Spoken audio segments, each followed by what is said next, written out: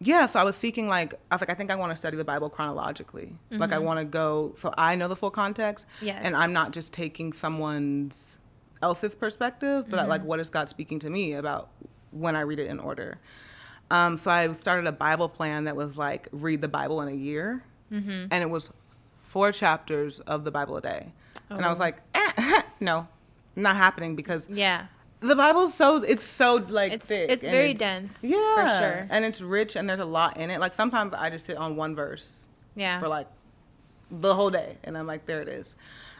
So that wasn't happening. I tried, I got the Bible plan. It didn't work for me. 4 chapters a day wasn't it. Yeah. So I was like, okay, God, how do you want me to really connect with you like currently? Yeah. And I was like, okay, I want to read like 1 chapter of the Bible a day, and then maybe have a devotional that has like a scripture from that chapter, and then like a way that applies to like my life or like someone's like personal story. So God was like, and okay, so when I say this too, I want to clear this up. I feel like we always talk about God was like, and I say that a lot, and I used to think that God's voice was like, I used to be like, God, let me hear your voice. And I thought it was going to be like a movie or like Morgan Freeman, like, Bria, turn left and go speak to this person. It's never like that.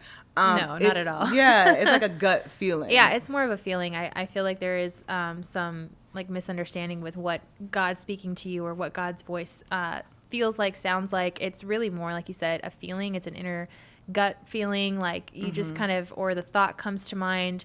And honestly, you can interpret that as God speaking to you. Yeah, and it's like, it feels like it gives me peace even if I'm scared of it. Yeah, so exactly. It's usually like, oh, I know this is right, but ooh, I don't want to do that. Like, and that's how I often feel about writing. Yeah. It's like, oh yeah, I know I'm supposed to do this, but it's going to take every inch of my fiber of my being to do this.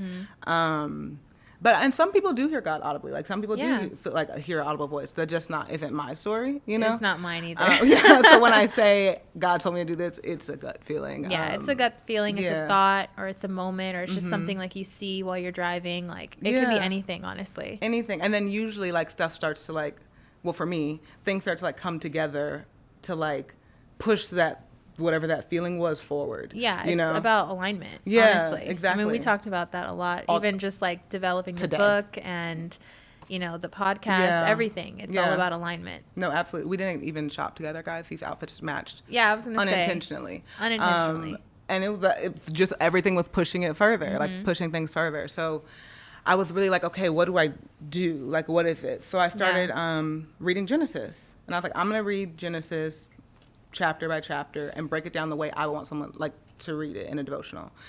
And then God was like, write a devotional. And I was like, you're funny. No, thank you. Talk to you again later. And that's literally what it looked like.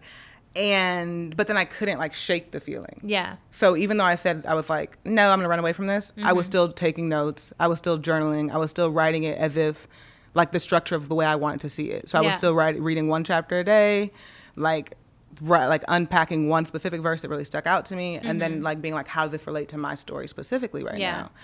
And then that's where I came and reached out to you. It was after I got through Genesis like a few times and really like studying it.